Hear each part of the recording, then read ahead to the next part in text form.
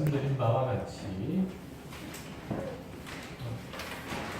말씀드린 것처럼 하나님께서 창조하신 첫 번째 날부터 시작해서 여섯 번째 날에 우리 대부분까지 세우신 모든 피조세계는 결국은 인간을 위해서 하나님께서 주신 거죠. 인간의 근본적으로는 그 구속의 사역의 완성, 그래서 영원한 나라, 하나님의 나라가 온전히 도래되기까지 이 땅에서 끊임없이 훈련하고 또한 성장하고 그 자신을 세워가야 하는 그러한 수단으로 또는 도구로서 그 터전으로서 하나님께서 우리에게 풀어주신 겁니다. 그래서 인간이 다스리고 또 그 모든 다른 피조세계들은, 피조물들은 인간의 통치를 받아야 하는 것, 이게 이제 하나님께서 세우신 질서이죠. 그런데 이제 이 모든 피조세계의 질서가 인간의 타락으로 말미암아서 무질서함으로 바뀌게 되죠. 하나님께서 그 무질서한 세계를 다시금 질서로운 세계로 바꿔 나가시는 그 과정들을 해 나가실 텐데요. 그것은 무엇으로부터 시작하냐면 인간의 회복으로부터 시작돼요. 인간이 자신이 떨어졌던 모든 허망한 곳에서부터 구원받는 것, 모든 죄악된 곳으로부터 해방받는 것, 이것이 이제 모든 피조세계가 하나님 안에서 회복하는 첫 걸음인 것이죠. 그것이 타락의 모든 피조세계가 하나님의 저주 가운데 있었던 것도 인간으로 말미암았으니까 다시금 회복되는 것도 인간의 회복으로부터 시작된다는 것 당연하죠. 그게 이제 아까 말씀드렸던 것처럼 하나님의 나라의 완성, 회복이라고 하는 모습으로 나타난다고 했죠. 노아 때에 이 회복이 잠깐 동안 일어났다고 그랬어요.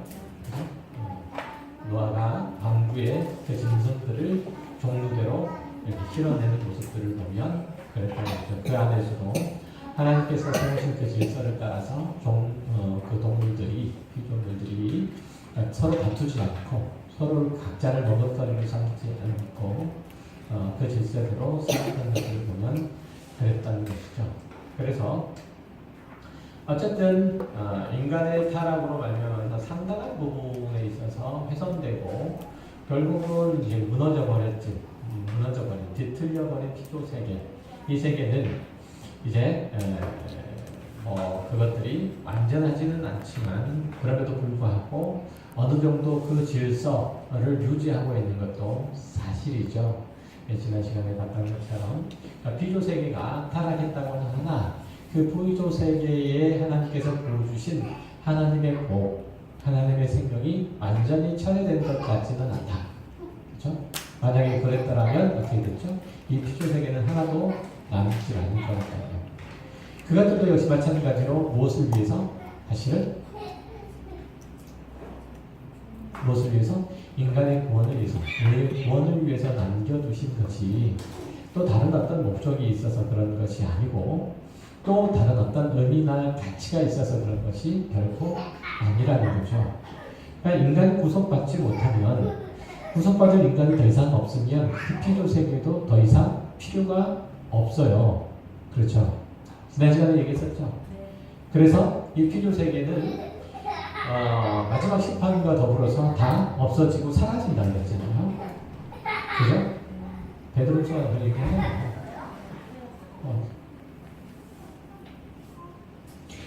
그런 얘기들을 이제 하는 거죠. 그래서 지금까지 존재하고 있는 것들이 그렇다라고 하는 거죠. 우리는 이제 이 피조세계를 보면서 몇 가지 중요한 부분들을 깨우쳐야만 해요. 그 중요한 사실들을 뭐냐면 여전히 하나님께서 세우신 이 피조세계는 하나님께서 정하신 그 질서와 법칙을 따라서 훼손된 모습이기는 하지만 여전히 그 명령을 따라 움직이고 있다는 사실. 그리고 그 모든 질서로운 그러한 피조세계의 움직임들은 인간을 구속을 위해서 존재하고 있다는 사실. 그 구속이 끝나면 망가지고 만다는 사실이죠. 자, 그런데 최근 들어서 이 인간의 구속을 위해서 만들어진 이 피조 세계가 흔들리는 모습을 보죠. 올해 같은 경우가 굉장히 날씨가 많이 덥고 힘들고 태풍도 강력하게 불고 그런데 이제 이러한 그 자연재해 현상들이 점점 더 심화되고 또 가중될 거라고 그렇게 얘기를 하잖아요. 40도 넘는 더위가 올해뿐만 아니라 지속적으로 계속된다고 그렇게 얘기를 하고 있고, 그리고 2050년인가? 2050년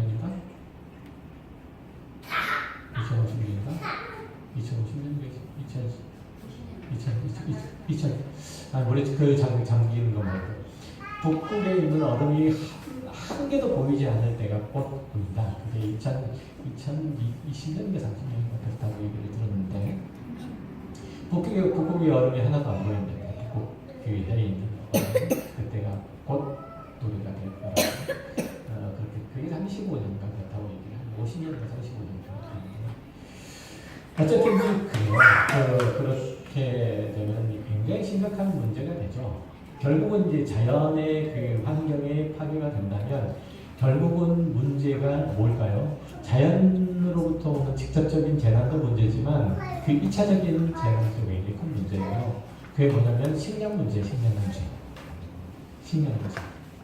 식량 문제가 발생을 하게 되면 결국은 어떤 문제가 발생하냐면 전쟁. 다른 거는 에너지는 사실 극단적으로 얘기하면 안 쓸 수 있어요. 안 써도 돼요. 그래서요? 석유 안 써도 돼요. 그잖아요. 석탄 안 떼도 돼요. 어떤 의미에서 볼 때. 그럼 나무 떼도 되고, 뭐 아니면 뭐 말고. 그냥 극단적으로 볼 때 그렇지만 밥은 안 먹으면 사업은 죽어요. 그렇죠? 안 먹으면 죽어요. 그러니까 이거는 생존과 관련된 문제이기 때문에 이 식량의 주권 문제는 전쟁과 이어질 수밖에 없고, 이 전쟁은 국지전 형태로 지속되지는 결코 안 된다는 거죠. 이런 현상들을 볼 때 우리는 하나님의 구속의 완료 시점이 다 됐다는 사실들을 기억을 해야 한다는 거고, 그리고 이 땅에서의 삶 자체가 영원하지 않는다는 사실도 더불어서 기억을 해야만 한다는 거죠.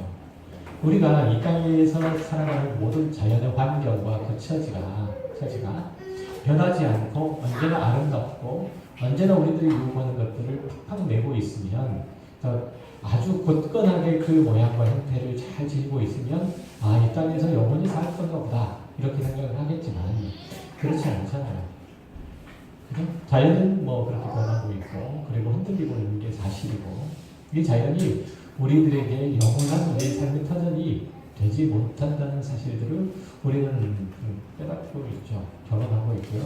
그리고 아마 뭐 우리 세대, 다음 세대, 다음 세대, 저기 준빈이 세대 정도 되면 그 이유를 저는 이렇게 생각이 안 돼요. 그 이유가 어떻게 될 건지에 대해서는 생각이 안 돼요. 그러니까 아까 지난번에도 말씀드렸던 것처럼 인도네시아 자카르타 지역이 85%가 되게 잠기면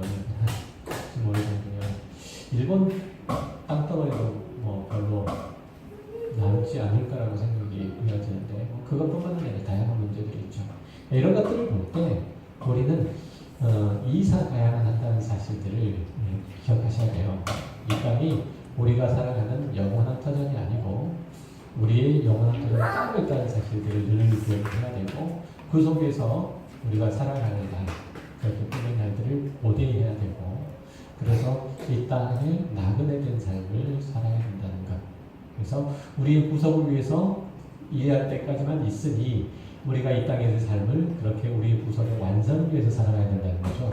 그것을 위해서 이 땅이 존재하니까 그 존재의 목적을 따라 살아가야 된다는 거죠. 당연한 거죠. 그래서 어쨌든 이렇게 이 피조 세계가 그렇게 움직이고 있고 이렇게 지금 흔들리고 있다는 사실들을 통해서 우리는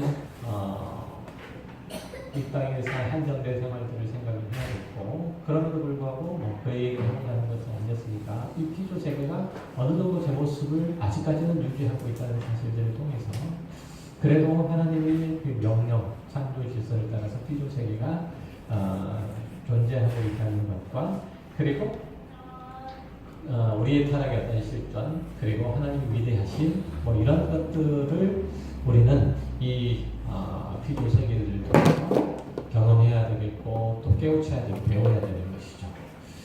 자, 계속해서 이제 25절을 보면 하나님께서 짐승들을 그 종류대로 구속하셨다라는 그 지으셨다는 말이 있죠. 종류대로라고 하는 것은 지난 시간에도 말씀드렸었죠. 그 종류의 한계를 벗어날 수 없다. 진화론이 얘기하고 있는 그 허구가 그런 거죠. 대진화의 카테고리를 찾아낼 수가 없는 거죠. 카테고리를 넘어서는 거죠.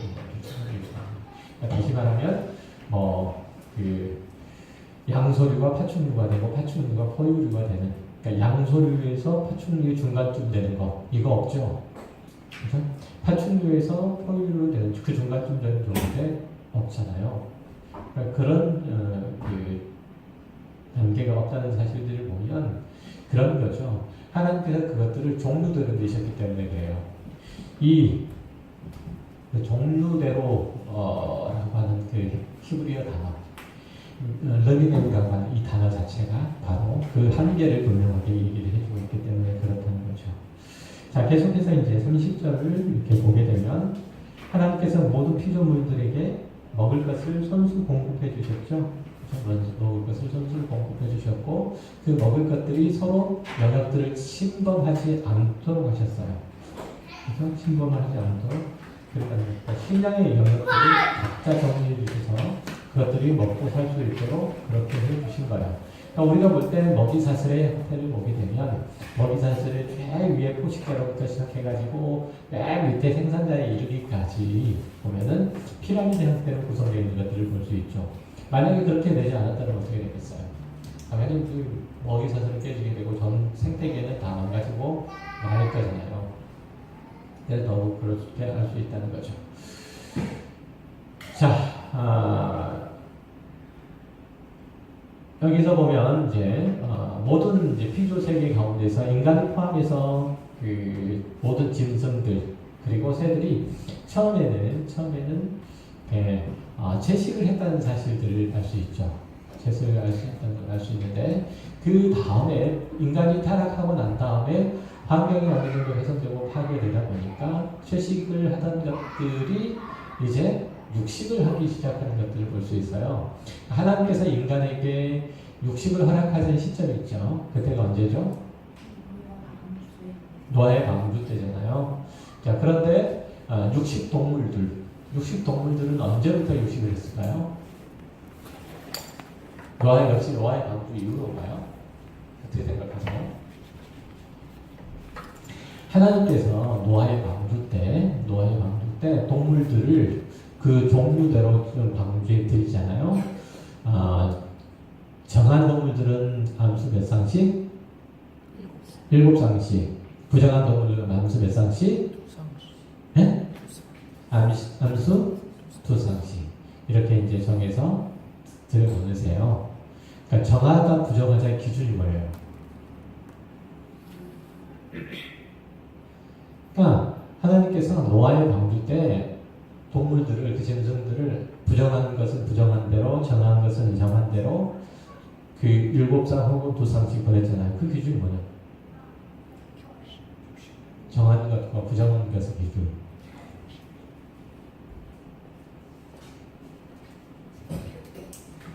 이것들에 대해서 그 일관된 어떤 설명, 그러니까 모든 것들을 다 완벽하게 다 담아낼 수 있는 설명은 없어요.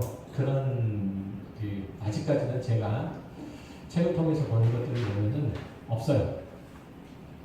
그러니까 정해진 일치된 의견을 보고 있지는 않아요. 의견의 일치를 보고 있지는 않아요. 몇 가지 선들이 있어요. 정한 것과 부정한 것들에 대한 특별히 이제 그것들을 레이비에서 설명을 해주잖아요. 정한 것과 부정한 것들에 대한 그 기준 자체를. 그런데 이제 이 정한 것들은 뭐 굽이 갈라진 거라든지 아니면 되새김하는 것이라든지 이런 기준들이 있어요. 그러니까 되새김질하는 것은 뭐냐면 풀을 먹는다는 뜻이에요. 그렇죠? 풀을 먹는다는 뜻이에요. 그러니까 채식만 하는, 풀만 뜯어먹는 동물들은 정한 거예요. 그래서 되새김질을 해요. 그리고 잡식을 하는 동물들은 되새김질을 안 해요. 아시죠? 모르세요? 잡식을 하는 동물들은 되새김질 안 해요.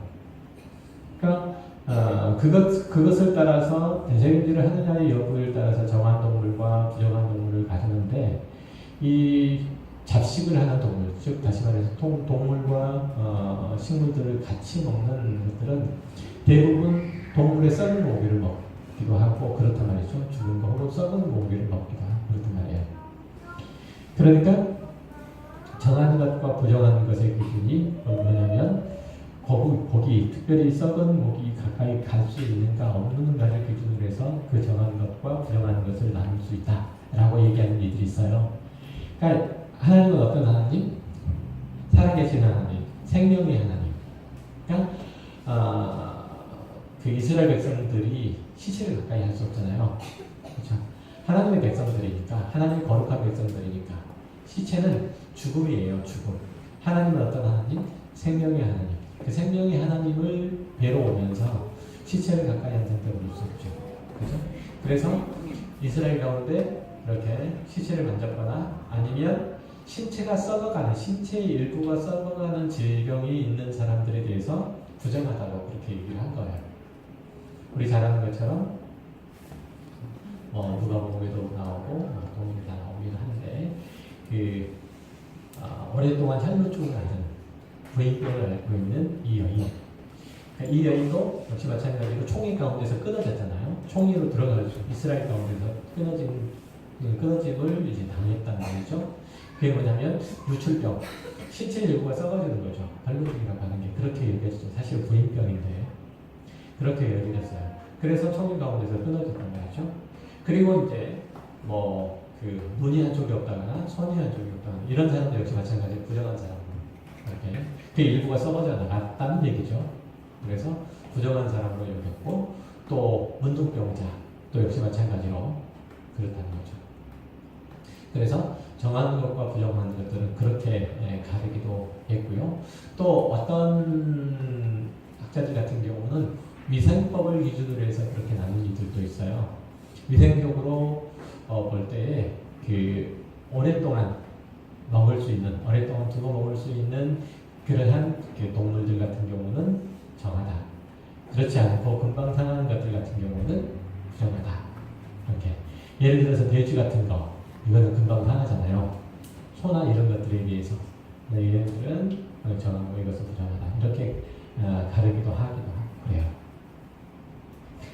그러나 그 아주 정확한 것은 아니지만 제가 볼 적에는 그렇기는 한 것 같아요. 그러니까 죽은 것들을 접할 수 있느냐 없느냐에 따라서 동물도 그렇게 나누기도 했다는 것 같아요. 그러니까 잡식을 하는, 그래서 시체를 가까이 갈 수 있는 동물들은 부정하다라고 여겼다는 것으로 보여주고, 그렇지 않고 늘 풀을 먹고 채식을 하는 그런 동물들 같은 경우는 정하다 이렇게 판단은 되었던 것처럼 보여져요. 그래서 인간과 똑같이 그렇게 하나님께서는 정한 것과 부정한 것들을 나누시기도 했는데 뭔 얘기하다가 이런 얘기했죠?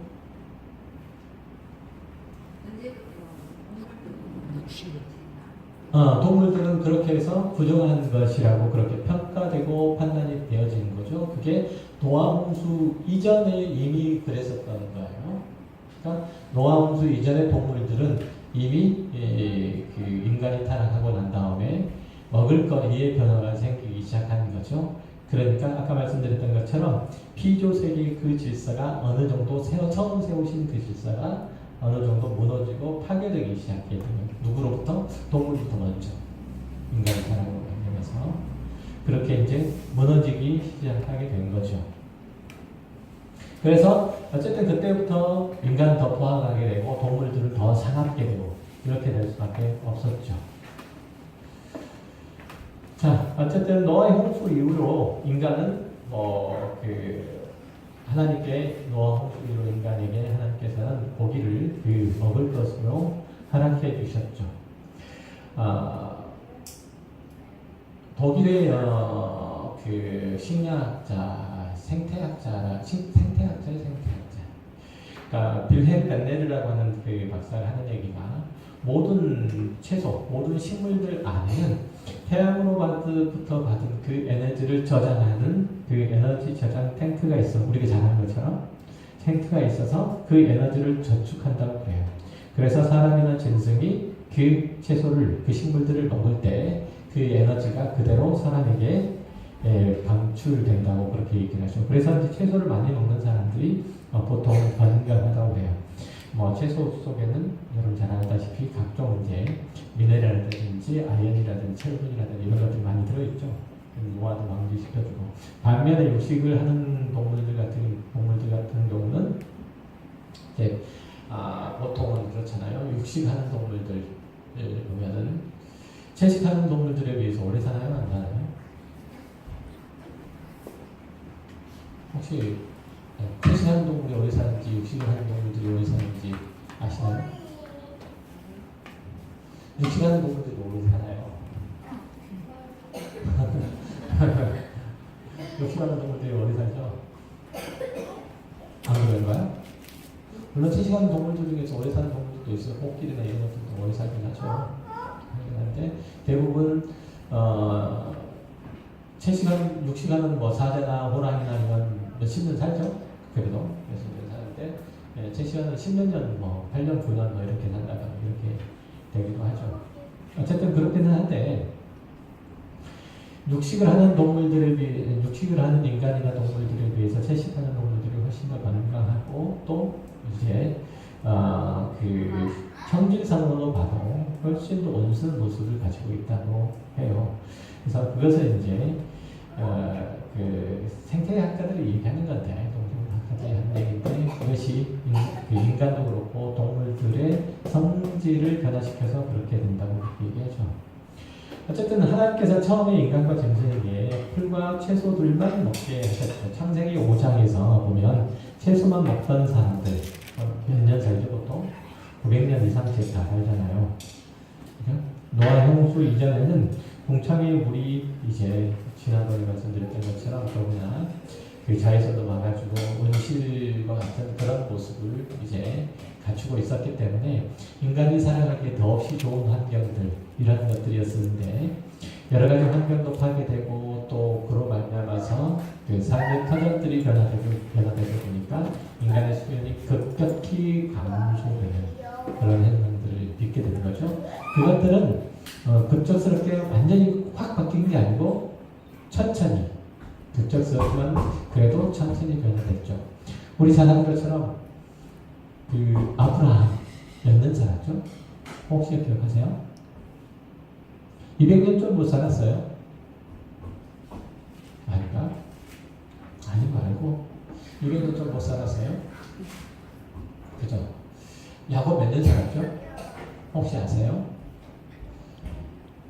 한 120년쯤 살았을까요? 그죠?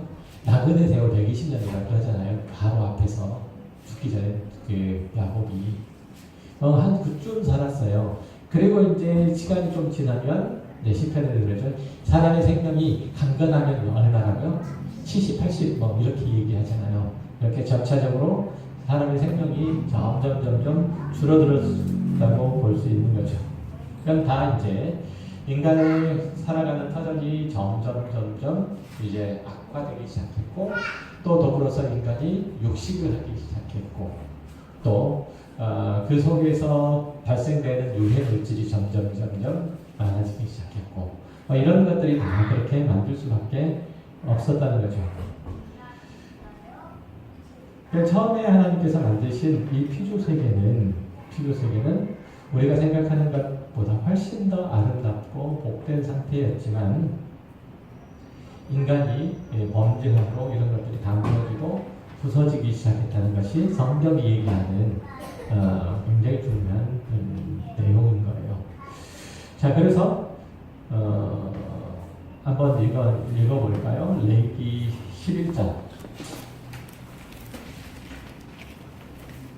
레위기 11장 2절, 3절 한번 읽어보세요.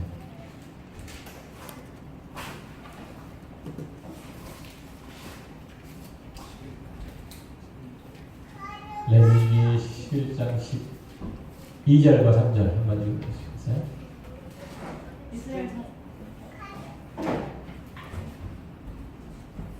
수동생물의 증거기와 비교 없는 것은 너희가 혐오할 것이 아니라 것이니라. 대중에 너희가 거룩히 여기는 것이다.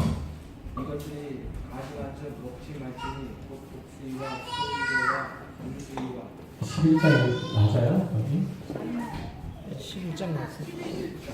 11장 2절 맞습니다. 11장 2절 3절 2장 2절 3절. 이스라엘 자손에게 말하여 이르라. 육지의 모든 짐승 중 너희가 먹을 만한 생물은 이러하니 모든 짐승 중 굽이 갈라져 쪽발이 되고 책임질하는 것은 너희가 먹되. 계속 3절까지요? 읽으셨습니까? 예. 네. 자, 여기서 생임질하는 생물들은 먹을 수 있다라고 그렇게 얘기해요. 그리고 그 위의 것들은 부정한 것이니까 먹지 말라고 하는 것. 이것은 단순하게 먹지 말아야 할 것과 먹어도 될 것들을 구분하는 것 아니고 거기에는 아주 굉장히 큰 의미가 있어요.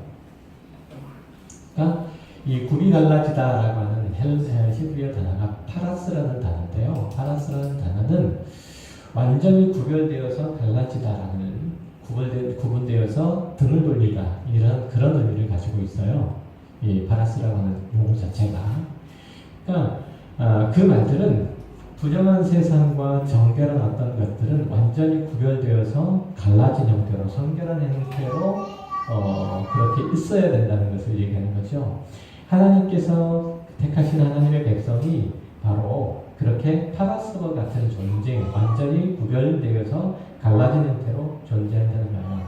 아까 말씀드렸던 것처럼 대세김질을 하는 짐승도 역시 마찬가지죠. 그것들이 모두 다 채식을 하고 다른 짐승들에게 해를 끼치지 않는, 그죠? 다른 짐승의 시체를 넘보지 않는 그런 이제 온순한 평화로운 그런 이제 짐승이었다는 거죠. 그래서 그것들이 정결하다고 여겨진다는 거죠. 그러니까 하나님께서 받으시는 정결한 짐승은 더러운 것과 완전히 구별되죠. 그렇죠? 허악한 것들과 완전히 구별돼요. 그래서 자신의 먹이를 위해서 다른 존재에 대해서 해를 끼치지 않는 자신의 힘과 자신의 능력을 가지고 다른 사람들, 다른 이 존재들을 이제 압제하지 않는 힘의 논리에서 벗어난 그런 존재들인 거예요. 이것은 성도들을 상징적으로 예표하는 것이기도 하죠. 그래서 하나님께서는 그런 존재들만 받으시겠다는 거예요. 그게 타락하기 이전에 하나님의 자녀의 모습이기도 하고 또한 이제 모든 피조세계의 모습이기도 해요. 그러니까 정결과 부정한 것, 정한 것과 부정한 것의 기준은 바로 그런 것이죠. 그러니까 자신이 가지고 있는 신의 원리나 그 내용을 따라서 다른 피조물들을 생명을 해한다거나 약탈하지 아니하는 세상으로부터 구별된, 세상의 힘으로부터 완전히 구별된 어떤 존재, 어떤 인간을 가리켜서 정결하다고 부르고, 그래서 우리 성도를 하나님께서 성도, 거룩한 무리라고 그렇게 얘기해요. 세상으로부터 구별되었기 때문에. 그러니까 세상으로부터 구별됐다는 얘기는 단순하게 우리가 하나님의 생명책이 기록됐다는 그런 의미에서 구별을 의미할 뿐만 아니라 세상이 가지고 있는 어떤 가치, 질서, 그죠? 세상이 가지고 있는 어떤 힘의 논리, 이런 것들로부터 구별됐다는 그런 의미이기도 하죠. 그러니까 우리가 우리의 삶 자체가 세상 사람들의 삶의 모양과 그 형태, 그 원리하고 완전히 구별된 그런 형태로 갈라져 있어야만 하는 것, 당연한 거죠. 그러니까 그것을 지금 미리 예표적으로 보여주고 있는 거예요. 지금 이 사실이. 정결한 하나님의 나라에, 정결한 하나님의 나라에 죄가 들어서 그 정결함들이 부정한 것들로 바뀌고 하나님은 그 부정한 것들을 다시 몰아내서 다시 정결함으로 다시 회복시키는 것. 당신께서 보시기에 좋았더라 라고 하는 그 날을 다시금 회복시키는 것이 바로 하나님께서 이 땅에 향하여 가지고 계시는 뜻이고, 이것이 다 어디에 담겨있냐면 하나님의 언약 가운데 담겨있는 거예요. 하나님께서 아브라함을 구별하신 것도 바로 그런 목적에서 구별하신 거예요. 그렇죠? 그래서 그렇게 구별되고 회복된 인간이 이제 드디어 등장하기 시작한 거죠. 그렇죠? 그게 이제 성경에서 몇 년이 나타나는 세세 후손들로 쭉 이어져 오고 있는 거죠. 그게 우리이고요.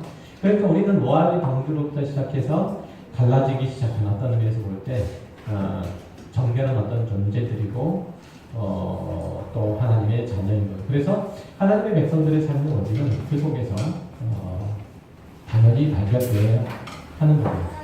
이렇게 애초에 보시기 좋았던 인간이 타락하고 모든 인간이 부정한 짐승이 되어버린 것, 이게 인간의 타락으로 말미암았다는 것. 그런데 이제 어떤 사건이 일어나고 난 다음에 도저히 정결할 수 없다고 여겨지는 것들이, 부정한 것들이 정결하다는 평가를 받은 게 있어요. 언제일까요? 도저히 정결하다고 여겨지지 않는 것들이 정결하다라고 그렇게 평가되는 것, 평정을 받은 적이 있어요. 사도행전 찾아보시겠어요? 11장. 사도행전 11장 4절부터 한번 보세요. 보시면 4절부터 9절까지 한번 보시겠어요? 베드로가 그들에게 이를 차례로 설명하여 이르되 내가 요파시에서 기도할 때 화물한 중에 한 쌍을 보니 큰 보자기 같은 그릇이 내 귀에 매어 하늘로부터 내려 내 앞까지 드리워지거늘 이것을 주목하여 보니 땅에 네 발 가진 것과 들짐승과 기는 것과 공중에 나는 것들이 보이더라. 또 들으니 소리 있어 내게 이르되 베드로야 일어나 잡아먹으라 하거늘 내가 이르되 주니 그럴 수 없나이다. 속되거나 깨끗하지 아니한 것은 결코 내 입에 들어간 일이 없나이다 하니 또 하늘로부터 두 번째 소리 있어 내게 이르되 하나님이 깨끗하게 하신 것을 내가 속되다고 하지 말라 하더라. 이런 일이 3번 있으니 모든 것이 다시 하늘로 끌려 올라가더라. 아멘. 자, 고넬료에게 성령이 오시기 전에 베드로에게 보이신 환상이에요. 환상이에요. 그죠? 고넬료에게 성령이 임하게 된 것들을 부정한 짐승이 깨끗해 되는 그런 것으로 설명되고 있다는 사실이에요. 그러니까 인간이 타락한 후에 엄격하게 구별되었던 부정한 것과 정결한 것들의 그 구분이, 그 기준이 뭐로 무너지기 시작한 거예요? 성령의 오심이에요. 그쵸? 성령의 오심으로 무너지게 됐는데 그 성령은 어찌에서 오게 되신 거죠? 예수 그리스도의 십자가의 죽으심과 그죠? 구원의 권능이 인간에게 임하기 시작할 때. 그쵸? 그러니까 인간의 타락으로 말미암아서 모든 피조 세계가 저주를 받고 심판을 받았다는 것이 다시금 회복되기 시작한, 이 회복의 심선이 어디로부터 시작했다는 거죠? 예수 그리스도의 십자가의 죽으심과 구원, 그로 말미암아 성령의 오심으로 말미암아 다시 회복이 선언된 거예요. 그래서 지금 우리는 부정한 것, 정결한 것 구별하지 않고 무엇이든지 우리가 먹을 수 있는 것은 다 먹을 수가 있는 거예요. 그렇죠? 전혀 우리들에게는 그것들이 의미가 없는 것이죠. 왜냐하면 우리는 하나님 안에서 정결한 존재들이기 때문에 그런 거죠. 그래서 성령을 받은 자, 이건 다 하나님께서 주신 그 은혜로 말미암아서 정결한 존재인 거예요. 정결한 존재. 우리는 창세기 1장에서도 그렇게 예수 그리스도의 십자가의 은혜를 유추해 볼 수가 있게 되는 거죠. 그러니까 하나님께서 창조하신 이 세계가 정결한 것은 뭐 때문에 가능하다는 거죠? 하나님께서 창조하신 그 창조의 능력, 그 권세, 그 하나님의 그 거룩하심이 이 필요된 모든 세계 가운데 충만하게 임했기 때문에 그것이 정결하다고 얘기할 수 있고, 그것이 끊어지면 그건 다 부정하고 많은 것이죠. 그렇죠? 그것을 이제 상징적으로 보여주는 것들이 정결한 짐승들과 부정한 짐승들이 이렇게 하는 기준이 되는 거예요. 그렇게 이제 어쨌든 정결하게 된 사람들은 완전히 고비 갈라진 것을 가지고 있어야 돼요. 정결한 존재는 나의 배를 베풀기 위해서 다른 사람들을 해치지 않는 이 평화들을 가지고 있어야 되고, 또한 하나님께서 나에게 주신 하나님의 인내들을 끊임없이 되새김질하는 그런 존재 이해한다는 거죠. 어쨌든 우리는 힘의 논리를 따라서 그 원리를 따라서 살아가는 이 세상 사람들과 완전히 구비 갈라진 존재로 이 세상에 존재하는 그 사실을 분명하게 깨우쳐야 한다는 사실. 굉장히 중요한 내용이에요. 사도 바울은 이 창세기의 5째 날과 6째 날에 창조된 새와 물고기와 짐승들을 통해서 부활 소망까지 유추해내고 있다는 사실을 이제 오늘 사도행전을 통해서 보면 알 수 있어요. 자, 고린도전서도 마찬가지예요. 고린도전 15장 한번 읽어보시겠어요? 15장 38절, 44절. 시간이 없으니까 빨리빨리 읽어주시면. 15장 38절에 44절. 고린도전서. 하나님이 그 뜻대로 그에게 형체를 주시되 각 종자에게 그 형체를 주시느니라. 육체는 다 같은 육체가 아니니 하나는 사람의 육체요 하나는 짐승의 육체요 하나는 새의 육체요 하나는 물고기의 육체라. 하늘에 속한 형체도 있고 땅에 속한 형체도 있으나 하늘에 속한 것의 영광이 따로 있고 땅에 속한 것의 영광이 따로 있으니 새의 영광이 다르고 달의 영광이 다르며 별의 영광도 다른데 별과 별의 영광이 다르더라. 죽은 자의 부활도 그와 같으니 썩을 것으로 심고 썩지 아니할 것으로 다시 살아나며 욕된 것으로 심고 영광스러운 것으로 다시 살아나며 약한 것으로 심고 강한 것으로 다시 살아나며 육의 몸으로 심고 신령한 몸으로 다시 살아나니 육의 몸이 있은즉 또 영의 몸도 있느니라. 네. 여기서 이제 우리가 몇 가지 생각을 해볼 수 있는데 차차하고 일단은 하나님께서 천지를 창조하셨을 때 그 종류대로 르흐메우 그래서 그 종류대로 창조하셨다는 사실과 그래서 종류대로 창조된 모든 피조 세계는 그 종류를 넘어설 수 없이 없다는 것. 그래서 동물과 동물들, 종류와 종류대로는 서로 다른 메커니즘, 생존의 메커니즘 가운데 움직이고 돌아간다는 사실들을 꼭 기억해야 되고요. 그리고 이렇게 짐승과 물고기들을 종류대로 다르게 지은 것처럼 하나님께서는 그의 백성들, 하나님의 구원받은 백성들과 그렇지 않는 존재들을 전혀 다른 존재로 완전히 다른 삶을 살 수밖에 없는 존재로 새롭게 지었다는 것도 역시 기억을 해줘야 돼요. 우리는 이렇게 서로 다른 존재로 되어진다는 만큼 우리의 모든 삶의 내용들은 예수 그리스도의 부활하심과 더불어서 그 구원에 참여하는 자로 이 땅 가운데서 살아가야 한다는 거죠. 하나님께서는 이렇게 천지 만물들을 창조하신 이후에 이 창조하신 모든 것들을 인간들에게 뭐라고 하셨어요? 1장 28절, 창세기 1장 28절에 뭐라고 하시나요? 하나님께서 이 모든 피조세계 가운데 오셔서 이 피조세계를 주시고 28절에 생육하고 번성하여 땅에 충만하라. 땅을 정복하라. 바다 물고기와 하늘의 새와 땅에 움직이는 모든 생물을 다스리라 하십니다. 아멘. 자, 이 구절이 의미하는 바가 뭘까요? 이 구절이 의미하는 바가 뭘까요? 그러니까 생육하고 번성하고 충만하고 땅을 정복하고 다스리는 것. 땅에 있는 것들을 정복하고 다스릴 게 있다는 얘기잖아요. 그렇죠? 우리는 땅에 있는 것들, 땅에 있는 동물들을 생육하게 하고 번성하게 하고 또 다스리고 정복하게 해야 되는 존재라는 얘기죠. 다시 말하면 우리가 정복당하면 안 된다는 얘기예요. 그렇죠? 뭘 염두에 둘 걸까요? 그러니까 정복하라는 의미 자체, 이 단어 자체가 뭐 히브리어로 얘기하면 카바시라는 단어인데, 카바시라는 단어는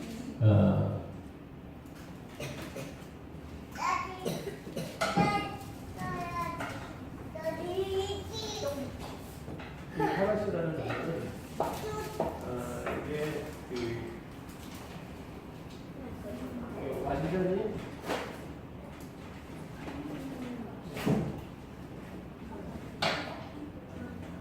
완전히 패트시키다 이런 그런 의미를 가지고 있어요. 완전히 그 싹을 잘라버리다 그런 의미를 가지고 있는 단어들이에요. 그냥 정복하고 다스리라는 얘기는 어떤 것을 침략해서 그 싹을 완전히 잘라버리는 그런 형태를 얘기를 하는 거고, 이것은 인간이 그렇게 해야 되는 존재가 있다는 사실을 얘기하는 거예요. 그러니까 무슨 얘기냐면 하나님께서 이 천지 만물들을 창조하셨을 때 이 창조하신 세계 가운데 인간이 정복하고 그리고 침략해서 공격해서 잘라버리는 존재도 그 안에 담겨져 있었다는 사실들을 얘기를 하는 거예요. 물론 그것을 하나님께서 창조하시지는 않았어요. 그렇지만 그 안에 그 사실 그게 담겨져 있었다는 거예요. 그게 뭐였었죠? 그게 뭐죠?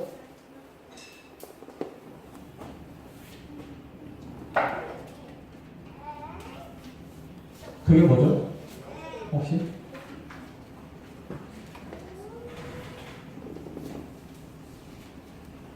아시잖아요. 뱀이잖아요.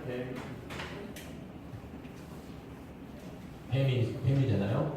그러니까 인간이 정복하고 그리고 다스릴 존재가 있었는데 그것을 이제 에덴 동산에서는 어떤 형태로 나타나냐면 뱀이라는 피조물로 나타났어요. 이건 원래 어떤 존재죠? 사단이잖아요. 마귀잖아요. 그렇죠? 마귀죠. 마귀인데 마귀는 영적 존재예요. 그래서 실체를 가지고 있는 존재가 아니고 그래서 뱀이라고 하는 어떤 형태로 나타나는데 이 뱀은 인간이 아담과 하와가 정복하고 그리고 싹을 잘라버려야 하는 그런 존재지 거기 가서 숭배를 하고 거기에서 어떤 무언가 하나님께서 주시지 않는 어떤 무언가를 기대하고 바라는 그런 어떤 존재는 결코 아닌 거예요. 그렇게 바랬던 시절이 있었어요. 언제죠? 바로 모세가 이스라엘 백성들을 하나님의 그 구원하신 그 은혜 가운데로 이끌 당시에 이스라엘 백성들은 어디에 있었죠? 애국에 있었잖아요. 그렇죠? 애국에 있었죠. 애국에서 그 왕들이 파라오들이 섬겼던 것들 중에 하나는 뭐냐면 뭐죠? 독사, 코브라. 그래서 이 파라오들이 그 머리다 쓰고 있는 왕관에 보면 코브라가 새겨져 있어요.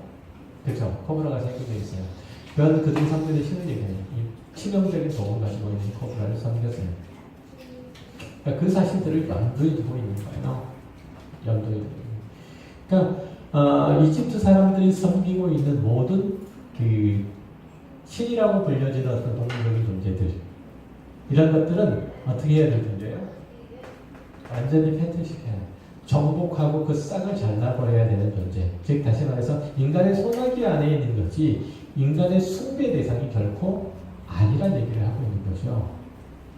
그래서 지금 하나님께서 이 명령을 통해서 다스리고 관리하고 정복하라고 하는 이 말씀들을 통해서 인간의 존재, 그 모든 피조 세계는 하나님께서 인간에게 다스리고 관리하는 하나님의 복의 대상으로 준 거지 그것들을 숭배의 대상으로 삼아서 그것들을 가지고 또 다른 무언가를 꿈꾸고 소망하는 존재가 결코 아니라는 사실을 지금 또 다른 한편에서는 가르치고 있는 거란 말이죠.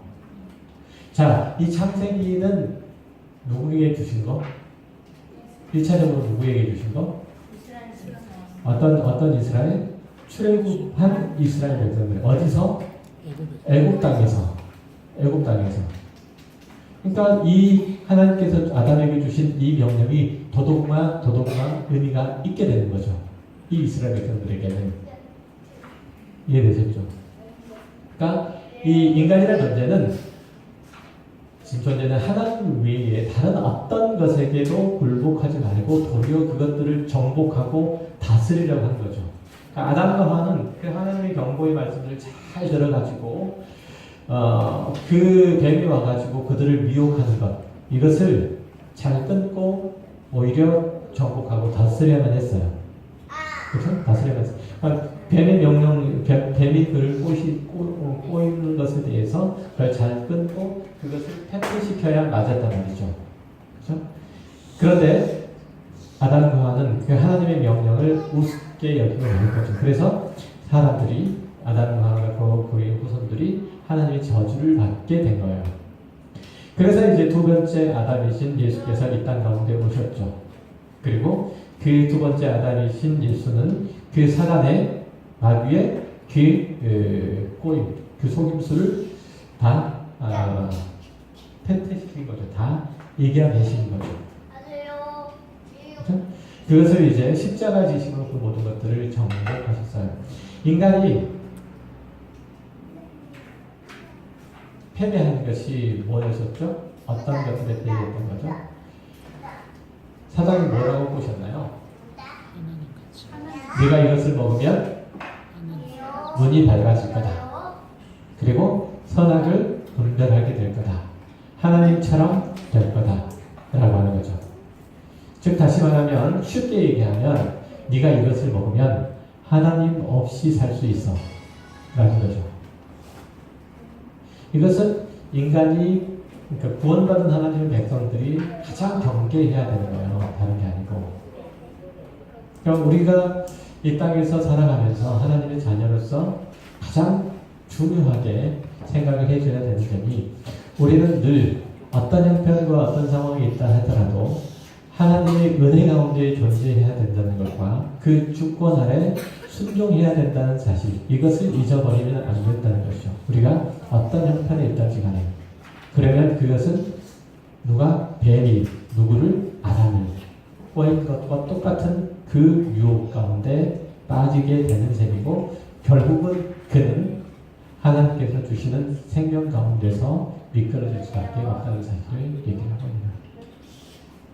어떤 사람들은 이렇게 창세기 1장 28절을 읽으면서 하나님께서 인간에게 짐승을 보호하라 우리들에게 명령하시는데 왜 인간이 그 자연을 훼손하고 또 짐승들을 마구 잡아주고서 지금 이렇게 황폐됐으니까 다시금 잘 환경을 보호하고 자연을 잘 훼손시키지 않고 보호시키면 원상태가 될지도 모르겠다 이렇게 얘기하는 결코 그렇지는 않고요. 그런 목적에서 주신 것도 아니고 그런 목적으로 이제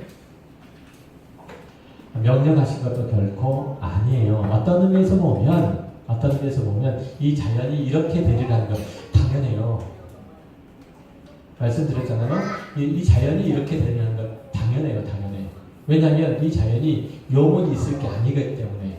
그죠? 이 온 우주와 만물들이 영원히 있을 게 아니잖아요. 그러니까 우리는 이런 상황과 형편 가운데서 당황할 이유가 없는 거고 이것들 때문에 두려워할 이유가 전혀 없는 거예요. 어차피 이곳은 다 무너질 것. 우리는 새하늘과 새 땅에서 살 것. 우리가 이제 신경 쓰고 생각을 해야 된다는 점은 뭐냐면 우리들에게 주어진 모든 그 정복하고 관리하고 다스리도록 만들어진 모든 피조세계 가운데 눌리지 않는 것. 그것에 휘둘리지 않는 거예요. 다시 말하면 여러분들이 가지고 있는 어떤 건강이나 쥐나 명예나 아니면 돈이나 이런 것들에 휘둘리지 않는 것. 이런 것들이 여러분들의 인생을 바꿀 수 있다. 여러분의 운명을 바꿀 수 있다고 생각하지 않는 것. 그것을 오히려 하나님의 거룩하신 뜻을 따라서 잘 다스리고 관리하고 그런 것들이 우리들에게 필요한 사실들을 생각할 때 우리는 하나님의 자녀로서 자리매김을 다시 할 수 있을 것임을 기도하겠습니다.